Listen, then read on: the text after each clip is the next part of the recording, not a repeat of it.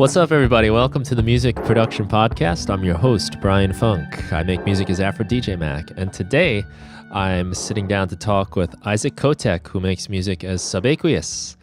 So what's up, Isaac? How you doing, man? Hey, man. Great to be here. Thanks so much for inviting me to your amazing podcast. I've been listening to it here and there and love the team that you're bringing together on this. So awesome. Oh, thanks, man. I'm really happy to have you. I'm kind of surprised I haven't had you sooner, honestly.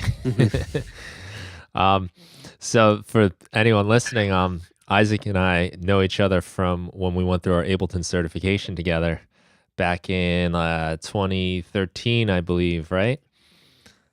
Yeah, A couple years back. Ages.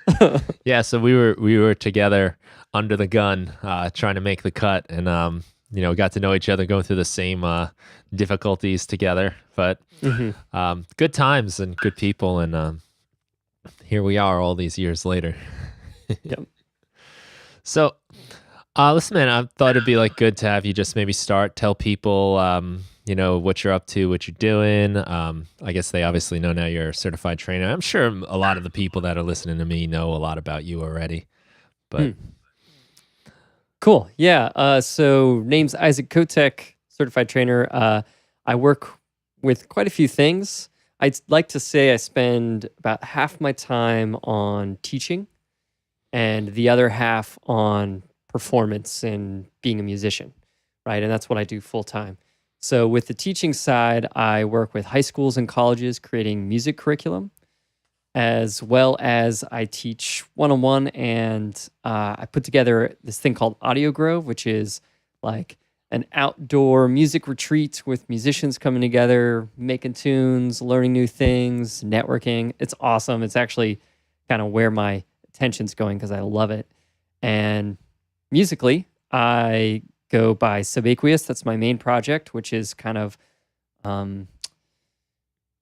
influence from multiple different sounds across the world, but put into new contexts and using different beats, bass, stuff like that.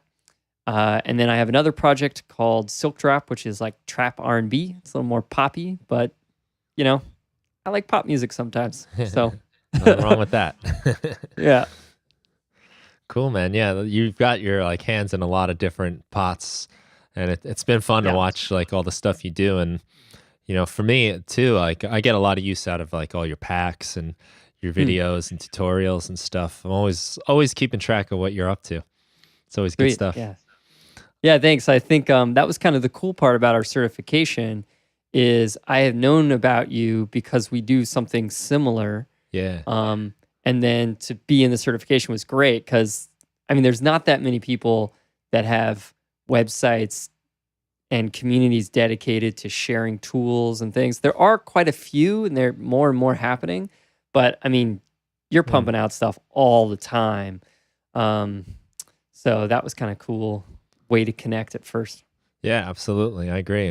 And I think there's that bonding experience of going through anytime you go through something difficult and challenging, mentally, physically, it brings people together. You get that bond, which is cool. And, hats off to Ableton for making it such a good experience too, because I could definitely see how something like that could be not as positive. They did a really good job being so positive with everything and encouraging. Yeah, totally. Honestly, I originally thought it was kind of like a money grab sort of thing, like them being able to get a little more income through this certification program, but that is totally not the case. They are really good at making it a way of bringing people who are deep in this world together, and all the different resources and things they bring for us and what we give back it's awesome. I'm super excited to be a part of that.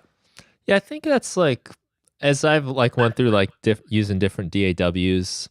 I started Pro Tools, I got into Logic, and I was even using Digital Performer for a little while. But something about when I started using Live, the Ableton Live community is really bustling and hopping, and there's so many people doing stuff there.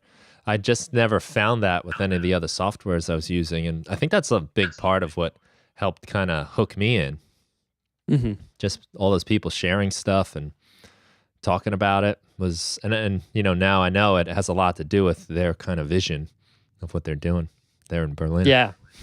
Yeah, and it's just growing in the sense of like Max for Live stuff, and they're just creating more and more user generated ability, which is just Yeah. cool to see. Yeah, it is nice to like kind of have that ability to like hack in. Not that I know how to do it much. Yeah, I know, like teeniest amount. I know how to download things people make though. Uh-huh. Nice, man. So this retreat is coming up kind of soon, isn't it? The next one's in July.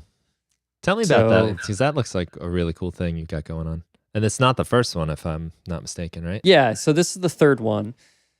I've been thinking about this for years because I think like 8 or 9 years ago, I did my first class at a festival, and I was teaching music production at a festival, which is a totally weird setting.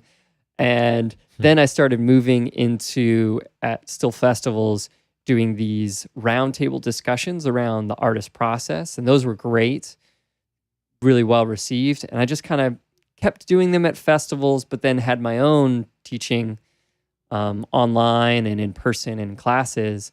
And I felt like just kind of fusing those two things together.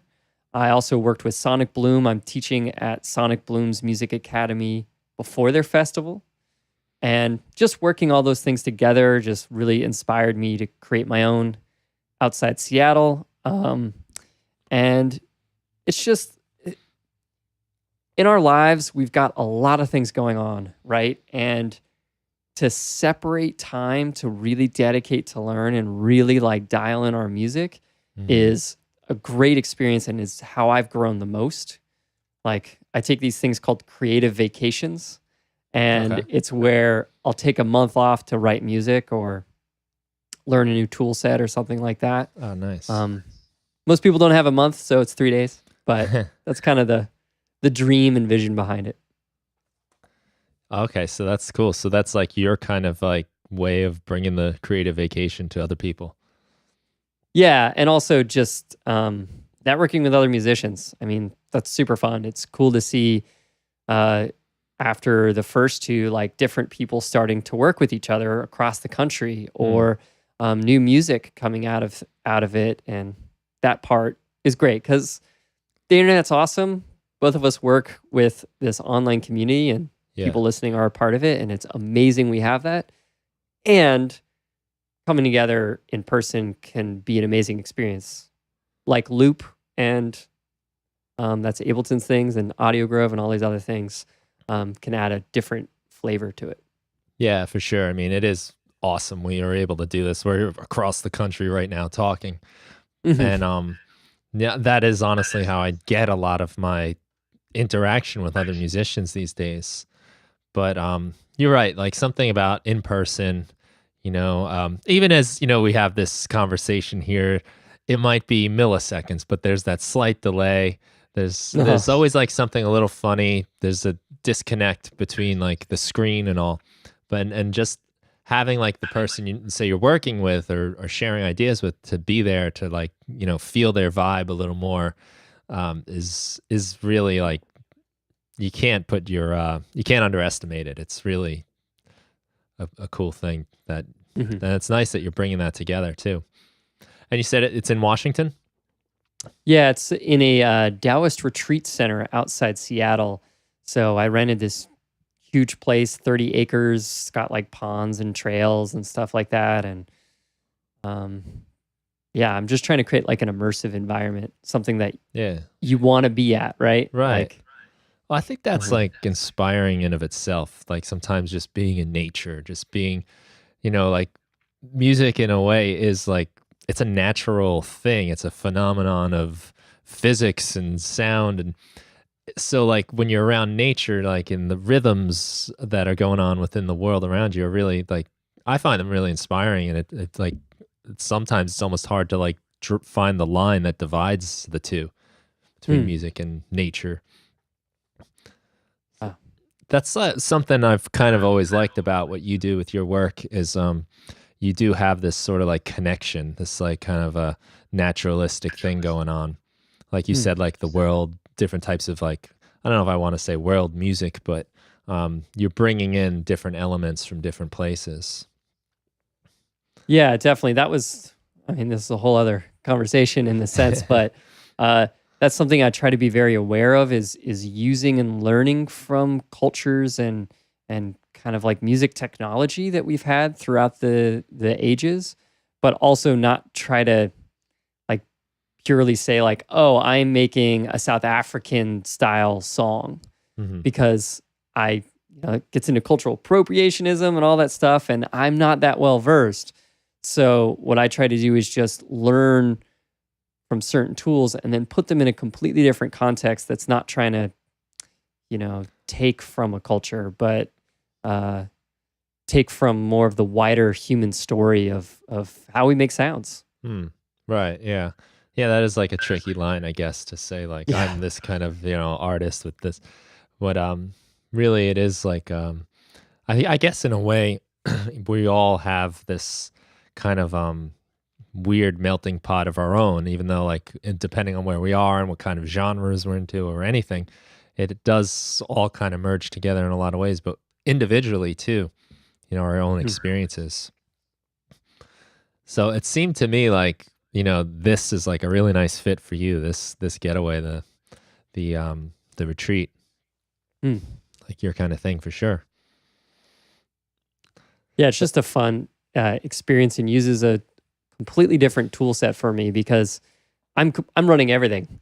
Like there's food, I have cooks on board, there's like classes. So I also just enjoy creating space for people. I used to throw events like big parties in Seattle. I've thrown smaller like classes and things like that. And an event has a different dynamic because it's like the art of hosting. It's like, how do you help people come together? I mean, you're a teacher, so you understand this. And by teacher, I mean working in public schools, right? Or is it private? No, it's public. Yeah. Yeah, and that's a different tool set, which is fun to use. Yeah, for sure. And then you are creating like an environment, whether you know it or not, whether you put attention into it or not, you are creating it. And it is something to certainly think about. And I think more and more as I do it, I realize it. Maybe at the beginning, I wasn't so sure. But I mean, I can only imagine that's got to be a huge undertaking. I've got a really close friend of mine does a retro video gaming expo here on Long Island, and it's his third year too. Yeah, third year. No, fourth year. Wow. Okay. So it's really grown, and to see like all the different aspects that go into it, like from like you said, just like you're doing a music gathering. Who would think like you need food and cooks, and you're really probably diving into a lot of like new territory. I would imagine anyway. Yeah. Nice. And how many people do you have at that? How big does it get? I think the last two have been around 20 total. I think we can have a few more this time because they increased some betting options and things like that. So I think I might be able to have like 25. But I'm also trying to keep it small. Like, I've done different size groups, and I find that 20-ish is my preferable because beyond that, it's kind of like people turn more into little pockets. Right. Where 20, it's like I could collaborate with almost everyone in this room. I could connect with them personally over the next few days. Yeah, that's funny because a lot of my classrooms are a little bit higher than that number. So we're like pushing 30. Sometimes we're at 30, maybe even a little more. But when I first started, it was more like 20, 25, and it makes a big difference. And the ability to, like you said, like at that number, people can all get to know each other. Over like the course of a few days, you can kind of mix it up a bit. And that's what you're trying to do. Like you don't want those little pockets because you're going there so everyone can share that experience. That's great, man. I'm really happy you're doing it. That sounds like a wonderful time. Yeah, thanks. You've also been super active in using Live's new Wavetable. Yes, You've incredibly active. you've got it. And thank you again. You contributed to the wavetable, I called it the round table wavetable collection that I did with you and a number of other producers that I think we had, I'm forgetting, but I want to say like there was close, 32 different sounds we came up with all together. And thanks again for doing that. Yeah. So what's drawn you to it so much? You're probably like the guy putting out the most sounds I've seen in the world right now. You're all over. Yeah, that I don't see a lot of people doing presets for Wavetable, which honestly surprised me because I thought it would be going crazy when it came out. And the reason why is I find that it is the quickest tool set I've seen for ideas that I have to physically make them, through a VST or a, like a software synth. And I've used Serum for years, and I love Serum. There's definitely lots of reasons why I would use Serums for certain sounds. Right. But just Wavetable is way quicker, and CPU and all that stuff. So the second I got it and saw how easy it was, I've been using it pretty extensively. Because I like Operator. Yeah. It's useful in cases, but it's just the more I've been producing, and I just think it's a general effect that we've seen in music production is the GUI, like how it looks and how I interact with it visually becomes more and more important to me, because if it takes me 10 minutes to do something that it could take another thing 5 minutes, that's generally because of how easy it is to look and find things. Yeah. And the Wavetable is just so smooth and very obvious on how to make things.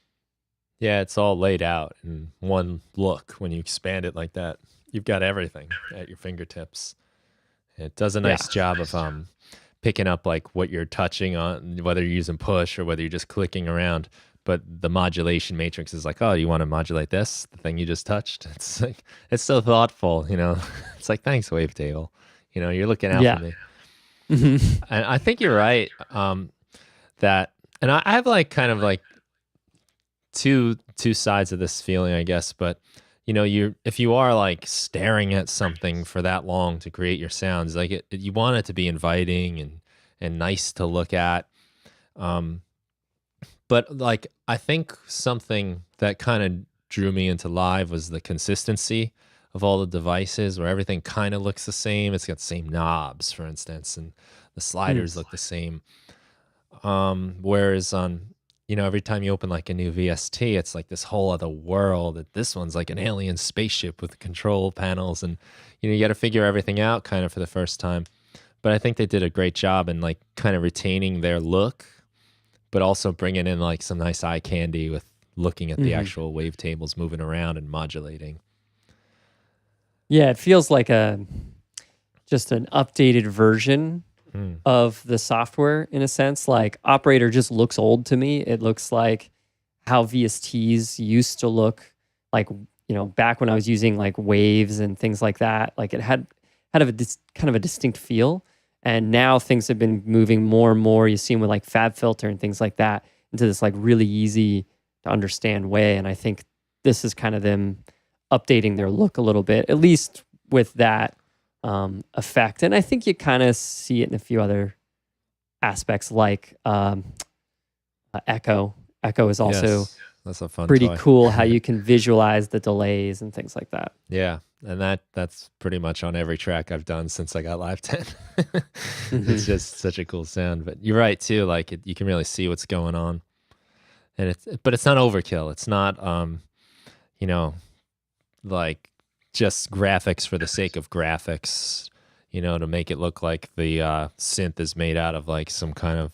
I always feel like I'm on an alien spaceship half the time. But yeah, you get that. How many of those videos have you done now? Do you have a tally here? Because I think people that are interested should definitely be checking this out. This like playlist. So what I did is I made 20 videos on future bass style presets, and now I'm finishing up 20 more videos on house and techno inspired Mm. presets. So currently I think there's only like 30 something released, but I've actually already made a few that are kind of time releasing. Every Right. Wednesday, my hope is to release a wavetable video. So it's going to keep growing. Yeah. Oh, that's cool. Is that I don't know if I'm changing the subject too quickly, but you know, as somebody that does put out as much work as you do, and like you're you know, there's always something new coming out of you. Is this like kind of a technique you do where you sort of like batch your production process? Like maybe you do like a whole collection of videos and then release them a little bit slowly, or is that just something unique for this? Yeah, I approach this a little differently. So let's see.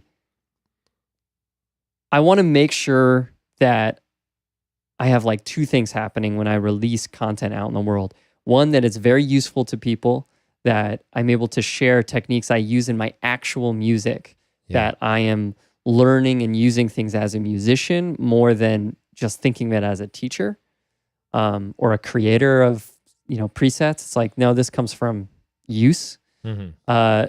And I also want to, be able to do this full time.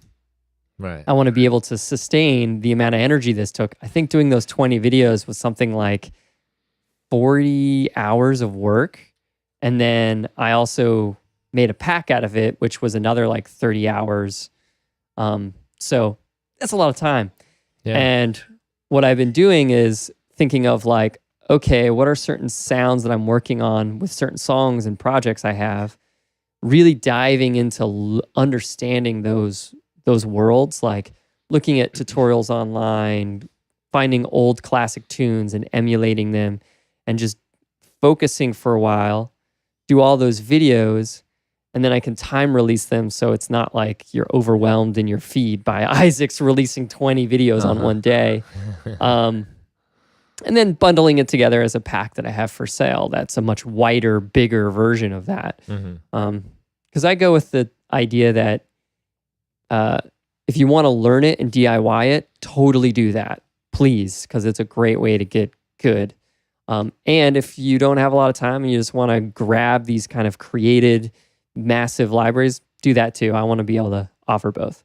Right. So in terms of production, to come back around to that question, hopefully answer all the pieces and parts of it, but I work in bigger chunks because I find that I'm just faster that way. Usually my first video or two, I'm a little slower. And by the time you're doing like 6 or 7 within a week, like you just get really, really fast in your production. Yeah. Yeah, I find the same thing because if I'm like going to say I'm going to make a video or I'm doing sound design or I'm trying to make my own music, I find like every switch to like wearing a different hat is like almost like hours to really get into it. Where, if I'm setting up a camera, then I got to move my equipment here and do this. And, now I'm set up in this spot because it's better lighting or something. And then, you go to make your music and, well, everything's over here now. So you wind up losing a lot of time. And I've always found it very challenging and to keep everything going, without sacrificing too much of one thing for the sake of the other. And, something I'm still trying to work on and perfect. But, yeah, it's kind of like an approach that's helped me a lot. Even so much into like the actual separate projects too. Whereas if I'm making a track to really focus in on, all right, I've only got this much time to do this one job. So I'm going to come up with my sounds now. And then I'm going to move on and do this and do that into different sections too. Finding it's helping. Obviously not perfect. This is why I'm asking you, trying to tap into your technique. I think the same technique of video production is also what I do in my music production, kind of like what you're saying. I think I got the idea from sprints, which is a very common thing within corporate, like Microsoft world, a place I'm very glad I'm not in. But if you're listening and you're in that world, you'll totally understand what I'm talking about, like how they manage projects and how they deal with efficiency, right? And they find there's been studies on if they make everyone sprint on a specific task for 1 week, then they have like the next week they go over what they did last week and what their future plans are, and then they do another sprint. And I find in my music that I've separated even the production in a granular way, where it's like pre-production. So I'm going to spend the next few days just on sound creation. Then I'll spend the next week on the next section, which is sketches. So I'm going to make like 20 or 30 sketches, little ideas. I'm not going to, finish them at all. And then the next week, it's like, oh, I'm going to look back at those sketches. I'm going to take my top 5 or 10. I'm going to make those into actual compositions and spend a week or two on that. And it's kind of like this ladder approach. Yeah. And you got to keep it moving, right? You got to keep things moving up in the scale, but also adding new projects. There's not a single time I think either of us are done with all of our projects. Yeah. Maybe our attention moves to one project and the other one we stop putting much energy in, but then we come back to it, and it's kind of like keeping each one rolling along, and they can have momentum. So after you release, like, let's say an album, you don't have to release an album in a month. Mm-hmm. Like, the momentum of that last one will roll for a while, and then you can finish, take a risk, do some new music in a new genre. Yeah. Yeah, it is true. You're never done, right? And as much as I'll make my lists and cross things off and feel like I'm getting somewhere, it's like it just keeps growing, which is good. I mean, you want to have things to do, of course, but it is always like this kind of like swimming against the current kind of feeling.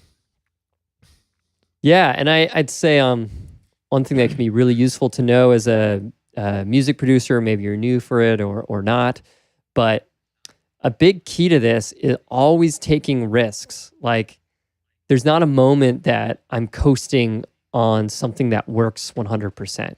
Yeah. So like Subaqueous, like that music is working in certain ways, but I'm making constantly new risks on new music projects and new teaching projects. And that, I think, is what makes success as an artist. And just know that, like, we, even as full professionals that do this all the time, are still not stressed. Well, I'm stressed sometimes, but we're taking on risks in unknown territory, and it's scary and weird for us too. We just keep doing it. Yeah, you're right, and I'm glad you say that, because sometimes I think the perception is like you've like made it or you've gotten somewhere, and it's like now you're there, and now I'm just gonna kind of, here I am, just do my thing. But you're right, it's always this kind of like you're always clawing away, and you're always, putting in the fight.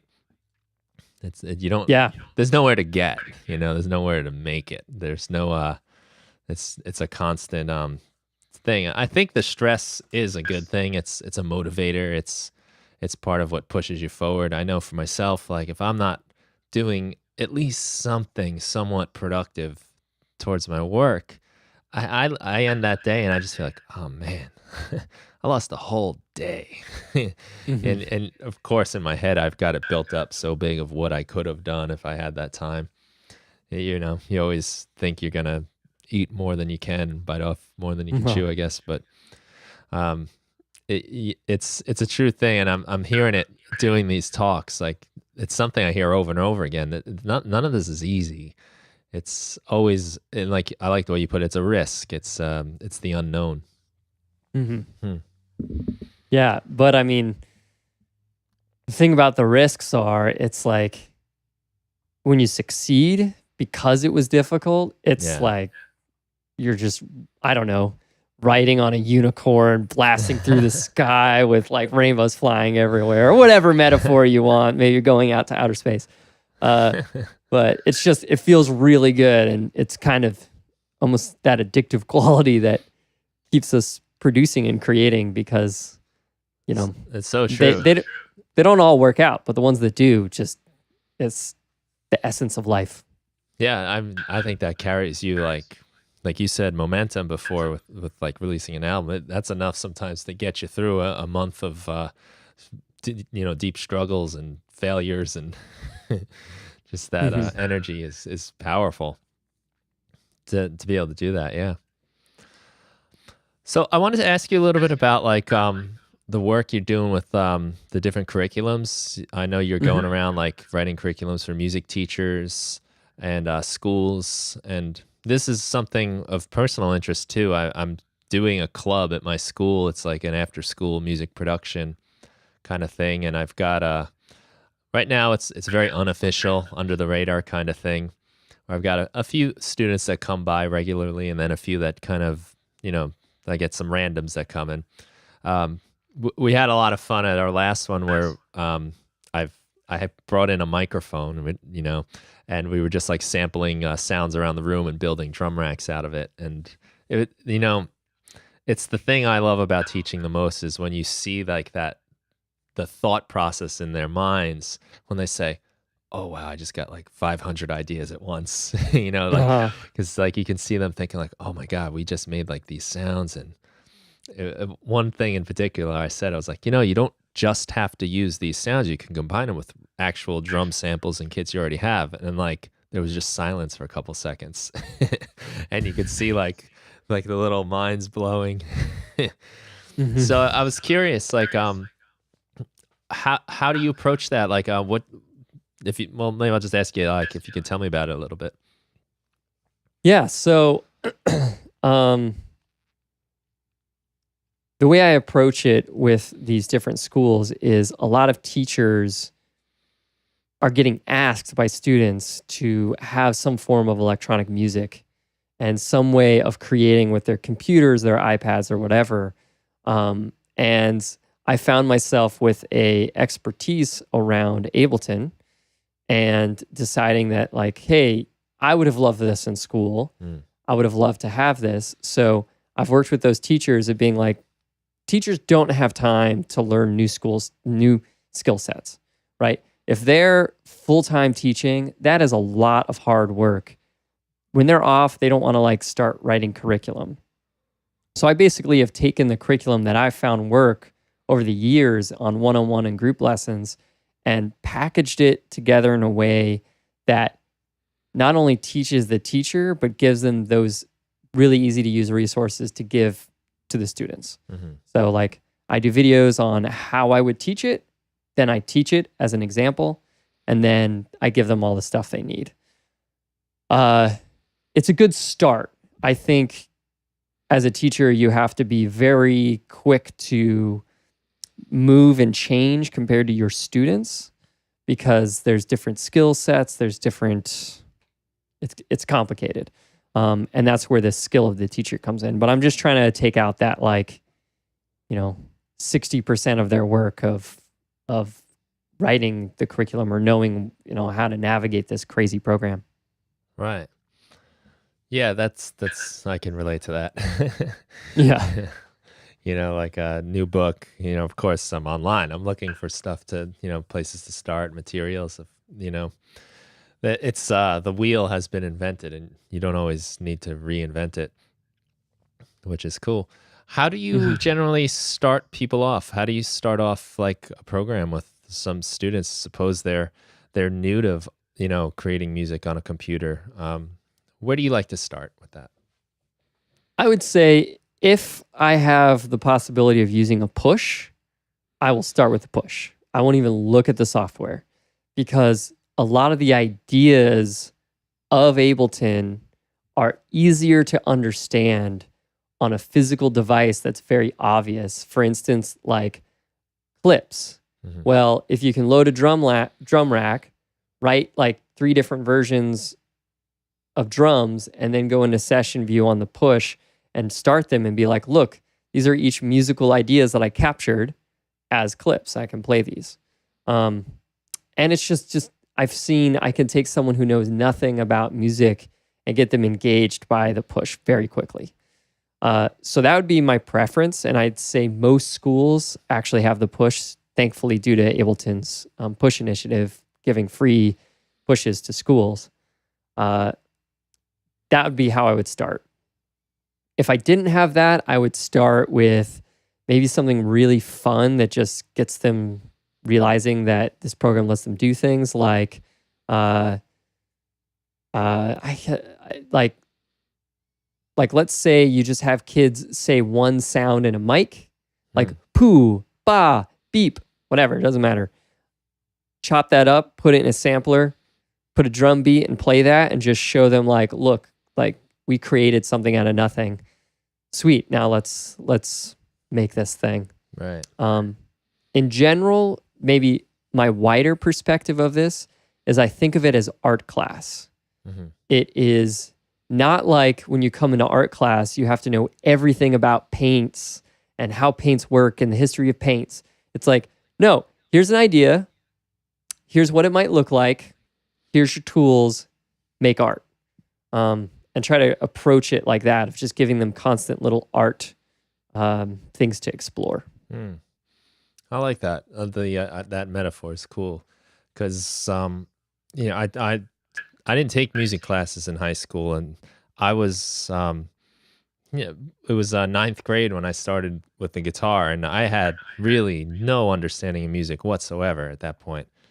To the fact, like when I first learned how to play a song on guitar, I didn't know I could learn a song I heard on the radio on a guitar if I had a guitar. It just didn't occur to me for the first 14 years of my life. So when I finally did that, it blew my mind, and I was in. And for the amount of like excitement I had for making music, the school had nothing. It was band, it was and then maybe like a really basic general music class that I just wasn't for me. So to find to have the chance to bring something like this to students that are potentially really into music but are not going to be playing the trombone in the band is awesome. Because I think it's funny, like when you're young too, because you really early on like categorize yourself into like, I'm in this group, I'm this kind of kid, I do this thing, and like it's like almost like a sentence for your life because you're that kind of kid now, and maybe that's where your friends are. And a lot of kids they're just like, I'm not a music kid, but to them it's not a musician, it's a kid that's in the band room working on marching band songs with so it's so different. I kind of forgot where I was going with all that, but that's why I kind of like sometimes to view it as collaging. Yeah, art class. At least to start, it's like, here's all these sounds, just make a musical collage. Like you don't have to know all the music theory. You don't have to know like all this crazy production stuff. It can be as simple as, oh, I like hip hop. I'll find a hip hop beat. I also like jazz. So now here's a jazz thing on it. Oh, whoa, I've never heard this on the radio. This is cool. Yeah. And then as they hopefully become more and more inspired, they can start learning the things. I think that's just one of the problems with our education system in general, but specifically the music department, is I took trombone as a kid, and it was like months and months and almost like the first year of learning just how to make a sound out of the thing. And if my parents weren't grilling me the whole time, I would not have done it. So it's like giving kids like fast access to realizing it should be fun, not work first. Right. Yeah, that's so important. And that is a big turnoff to like almost everything. You can ruin that in that method, by just drilling the whatever it is, the basics, the foundations, whatever you want to call it. But to have that fun experience first, early at least, is so important. And the art class is very much like that, because I had an art teacher that said something. She was like, you go into your math class and you're given a calculator. You're not a mathematician. She said, like, you get a dictionary. You're not a writer. But it's like, you have paint and you put it on a canvas. You're an artist. Like, you are, even though it's simple, you're an artist. You're creating something. And it kind of stuck with me. And I think you can apply that to a lot of other things, but it was the idea was like, you don't have to have, like you said, the knowledge about all the paints. Could you imagine if an art class was like, first we need to learn about how paint is made? Yeah. It would just be like, oh, like, I don't want to do this. How was the paintbrush created?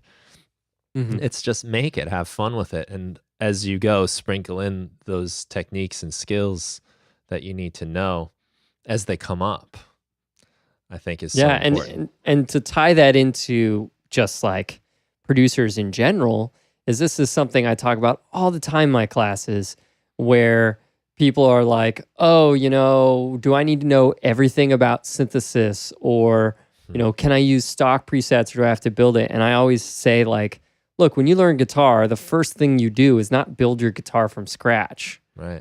First thing you do is twiddle with it, try to have fun, and then learn some basic chords. And once you get better and better, you can learn all these complicated things. And I'd say that's just an important lesson with all the producers listening, that, it's about creation and fun and following your personal expression.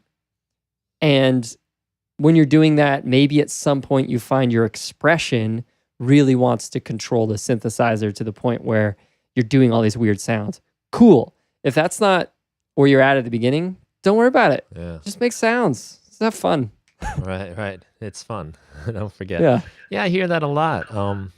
In some of the teachings I do in the Berkeley class I have, I find like there are people that feel like they need to know everything. I need to understand compression before I finish this track. I need to understand like all of the ins and outs. Like you said, I need to know synthesis before I can get a song down. It's like, no, you don't.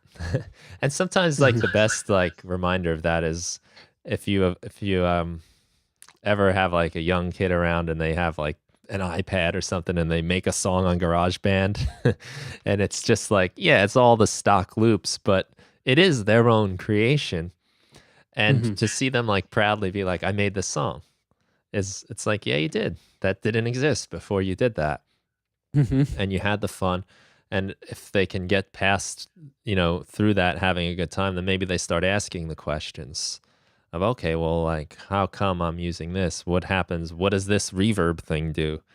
I had a student at school ask me that. He's into rapping a lot, and he came up to me. He's like, Mr. Funk.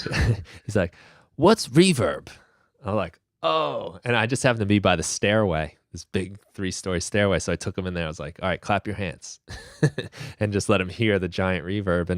And I think like if he was in the classroom and I'm like teaching him, okay, this is reverb, this is like the parameters, this is pre-delay, this is every little thing. Like, God, leave me alone. But when it comes up naturally, is Mm. like kind of the time in a lot of ways. I'm Yeah. finding anyway, I think. Let's see. I wrote down a whole bunch of things to talk to you about, but I know we're getting like kind of near the end of our time a little bit. I guess the retreat is the big thing for you right now. I'm like, that must be like a huge push for you. But what do you got in the works? Are you working on music? Are you is it basically lots of spinning plates at once? Yeah, well, it's always spinning plates, but I feel like I focused a lot more on teaching the last like few months, and I might throughout this summer, just because I just have certain goals and things that I'm excited about in terms of teaching and my profession that I'm pursuing. So things like the Audio Grove, as well as online classes and working with BeatDrop, beatdrop.ca. I did a Yeah. wavetable class there. So that's all happening. And the other big musical thing that I've been working on is I had this album come out. It's coming up on a year, and I feel it's the best music I've ever made. I worked with the Duke players, instrumentalists all across the country, guitarist, a friend of mine out in Australia, and this amazing vocalist Maria Stark, and it just has a completely different feel than what I've done in the past. And now I'm putting that into a live set where I'm playing live Santor, which is a hammered dulcimer. I'm creating live visuals, so I had to learn all this visual software and video codecs. It's like as nerdy as like mastering music is, that's as nerdy as I've gotten with video. And so I'm implementing that. So that's a huge project. So those are the two major things that I'm working on. I saw a video of you posted somewhere. You were sitting outside playing the dulcimer. What did you say it was called? It's called the Santor. Santor, okay. Yeah, yeah, I saw it's a dulcimer when I saw it. It's a dulcimer. Yeah. It's a type of dulcimer. So a dulcimer is kind of like a type of instrument, just like a drum is a type of instrument. Gotcha. And this is a Persian instrument. It's an older one. I think the hammer dulcimer came a little later with more chromatic music. This one can do like maqams and more like Persian style scales. Yeah, okay, that's cool. Yeah, there's a whole nother thing too. What are you using for your video? Just out of curiosity, what's the software you're using? So I'm using Resolume, which is connecting to Ableton Live. It's all currently being ran over one computer. I'm running into some heating issues, which I think is just my current laptop. But basically, I am using Resolume, connecting via OSC, Max for Live into Ableton, and then also MIDI clips that are sending MIDI information to the program. And then, it's really cool. I've been trying to do visuals for years, like 5+ years. And every time I've gotten into it, I've been overwhelmed by the nerdiness needed and the abstractness of the programs. And I feel just like music in the last few years I feel like 5 years ago, it got accessible. And it gets more and more accessible. I feel like video is finally catching up, where their programs are easier to visually understand. The tool set and implementation with other software is getting easier. I personally feel that in the next few years, we're going to see it become more and more standardized or understood that you as an independent musician can easily implement visuals, and it's going to kind of take it to another level. Yeah, I think you're seeing some cool stuff coming out. Isotonic is doing like all kinds of crazy Max for Live stuff. I have used Resolume, and it's actually kind of similar to Live in a lot of ways. With the clip-based idea. Most ways, except for a few things that really confuse you. Like it doesn't work. I forget exactly, but it doesn't work like top down. It works like left, right, and things like that. Like it is very close, but there's a few little things that take you a minute to be like, oh, this isn't live. Yeah, I had some mine's basic. Like I wasn't worrying about codecs or anything like that. I was just I was using the IAC driver inside of the Mac to send the MIDI. Like I have like a scene that I would launch in Live, and then there was like just this one MIDI clip that was sending MIDI information into Resolume, and it would tell Resolume like which clip to play. And then you can also do MIDI mapping inside of Resolume. So I would take like, the knob on my APC40 that was doing like a filter sweep, and I would make it like blur the colors or something. So there would be like kind of like this, I can't think of the word, but like the same time thing happening where, I turn one knob, it does something to the sound and something to the video at the same time. Yeah, so it's all synced and playing together. Yes, thank you. Yeah. Synchronization. Yeah, I mean, I'm doing something very similar. Infrastructurally, it's pretty much the same. I think the difference is just like I'm also able to create automation within the clips. So I can create like fades where certain images are fading in or out comparatively to the beats. I can also zoom images in and out or videos. So I can create like, with not that much time, I can create this much more immersive changing animation. And then my knobs are controlling, like you're saying, different effects. I use a lot of dub delay, so it's like creating a visual representation of dub delay, things like that. It's cool. Really fun. And one really weird thing around visuals that took me a while is you have to think about how effective it is more than what it looks like. Because you're talking about something that's taking up like a 10-foot screen or more, whatever it is. It's this gigantic thing that is more about colors and shape than it is about really actually looking visually interesting. Because at that scale, it's just a totally different way of thinking. Yeah, my visuals were like, I had this app on my iPad.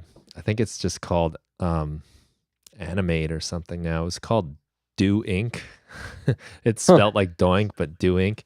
But I was just drawing like these like silly cartoons, like little aliens dancing and things and spaceships flying around. Just really like rudimentary stuff. But I had it just so it was like kind of like moving with the music. And I was doing it on one computer, but I did have like some issues with like things kind of falling out of sync. And it's just, I just kind of abandoned it really. Because it was like, I'm not working on my music now. So it is a whole other thing, but I think you are right. I think they have Link now, don't they? Yep. So that's pretty cool that your visual guy can just link via even a hardwired network over to the performer, and bam, it's like super easy to implement. And then you can also do MIDI over a network as well. So you can send the MIDI and the link and even OSC, and bam, your visual guy has all your information. Or you can do it all on a computer. You're right. I mean, it definitely took me away from music for a long time. But my idea is basically I want to make an immersive environment for this new music. And I felt like having a visual content to it would just take it to a more effective place. I can affect kind of the emotional vibe of the room. Right. Just as much as music does. So do visuals. But yeah, absolutely. Yeah, y'all don't have to do it, but if you're you do, right, it you is feel coming inspired. along, and I'm kind of interested in and like I said, I think Isotonic is doing some nice stuff that's a little more generative, because like I said, I was drawing these cartoons, which was fun, but there's a reason why I got more into music than I did with my drawing. I enjoy it more. Honestly, that's really just what it is. But something that can just be kind of like generative and just kind of just listen to whatever's happening and then make music out of it is like kind of where I want to go with it. More so than having to actually craft the visuals. That's a whole other, job for a whole other person, I think.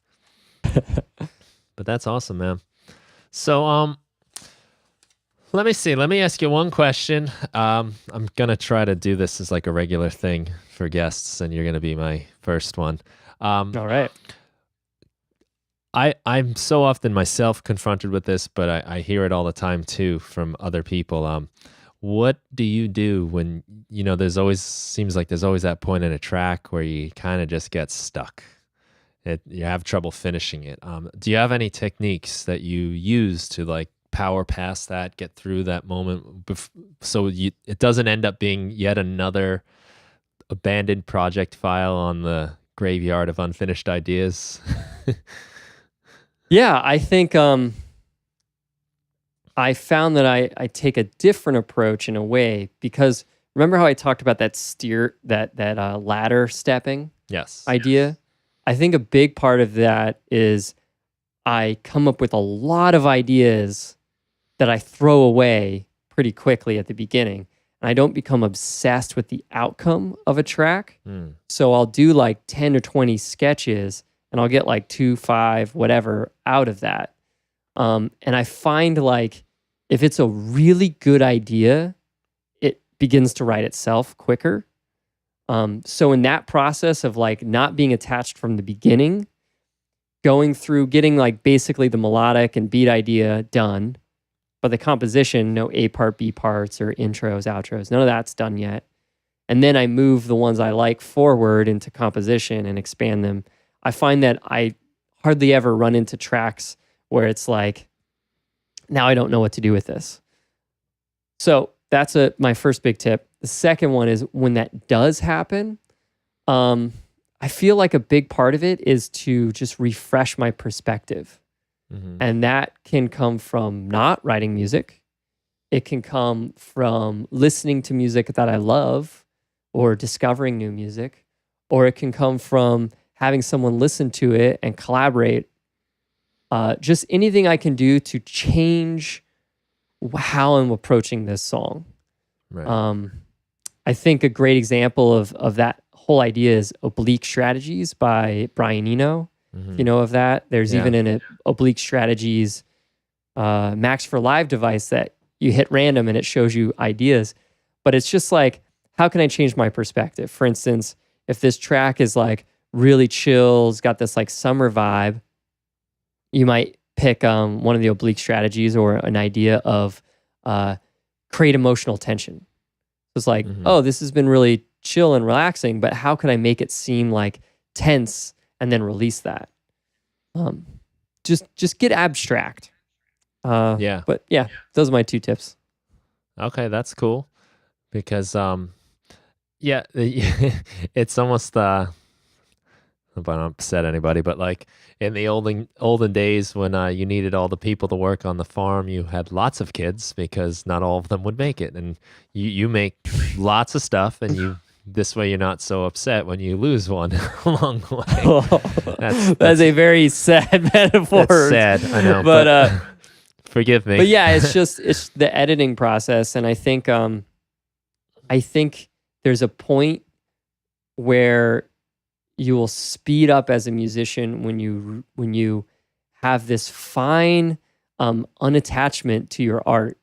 It's weird. It's really weird. It's like I'm attached to creating good art and making this music, but I am unattached with this song at the same time. I need my objective mind to go, this is a waste of your time, move on. And it's a fine balance that you'll practice over time. Nice way to and say I it. will say, if you're just making ideas and you're not finishing them, that's a different approach. I'd say if you're doing that as compared to running into ideas problems once in a while, if it's happening all the time, then I think you need to also relax out of your obsession of having this like song be every song that was ever created. I want it to be trap and dubstep and the most like epic vocals, but also the most chill. Like relax, just let it be what it wants to be, finish it, and move on. Yeah, that's so true. It's very easy, especially when you have just the one thing where you want it to do all these different things, but it can't. It needs an identity. It needs to be one thing. And I think you make a good point too, like where not to be so attached, and you are not the song. That's just a song. It's just one idea. It's not you. And if it's I advocate honestly, like make crappy music. Make bad music. Don't be afraid to like let it be bad. At least you're finishing it. At least you're going through the process and the exercise of it, and you're getting that practice of finishing a track. That really is important. That does remind me of this fun thing I say sometimes where someone tells me like, oh, I just don't know, like I'm completely stumped. I can't make music anymore. And then I go, I dare you to make the worst track ever made. Because probably you're going to like some part of it and you're going to follow that track into making something cool. But just like that exercise of like, I dare you, make crappy music. It'll probably make you love music again. That's a good one. And it's it does force you to like let go of like your artistic ego and your kind of like values as an artist, and just do it. And sometimes I think you really can discover yourself in that a little bit, even if it's not a great song. You kind of, like you said, there was something about that I liked, and it does sort of shine through all the terribleness. Yeah, and then you'll know that you failed at failing, so you succeeded in some way. right yeah, sure. And I think getting through the process is so important, just to, because like one day you will have a good idea, and at least you'll have done it now. Well, cool, man. I appreciate that. Is subaqueous.com the best place for people to find you? Yeah. So Subaqueous.com is where I have all of my Ableton Live Packs, videos, resources, stuff like that. If you're there, you're going to see all my videos, and you'll also see the YouTube channel kind of linked in there, and follow that. So yeah, it's probably the best way. Yeah. I'm on all the things. Just look up Subaqueous. I'm on all the things. Right. It's true. You're hard to miss, man. I'm sure you do a search for Ableton Live anything, and eventually you'll see something pretty soon. Yeah. Which is good, man. So thanks so much, Isaac. I do really appreciate you taking the time. Good to catch up also. Yeah. Thanks for having me on this show. It's awesome what you're bringing to this community by not only sharing your own thoughts, but like connecting them to other creators is a great tool for us as a community to just get better and learn new things. Yeah, I love it. I don't think anyone's benefiting from it more than I am. Just having these conversations is awesome. And there are a lot of themes that come up. And, one of the big ones, we kind of tapped into that. It is hard. But there are also kind of systematic approaches you can take to get through it. And like you said, sometimes just getting through, just failing at failing, and is its own success in a way. All right, so we'll wrap it up. So yeah, everybody that's listening, please check out subaqueous.com. Lots of great stuff. Really awesome series on Wavetable going on right now. If you're into Live 10's new synth Wavetable, Isaac, you've covered so many different cool sounds, and I love he'll take you through the sound. He'll show you the sound, and then he'll show you how he made it and take you through it. And usually it ends with a free download, free by donation, where you can download the sound or you can follow along and make it yourself. And either way, depending on your time, is a good way to approach it. Cool. Well, thanks again. Yeah, thanks so much. Thanks everyone for listening. Have a good day.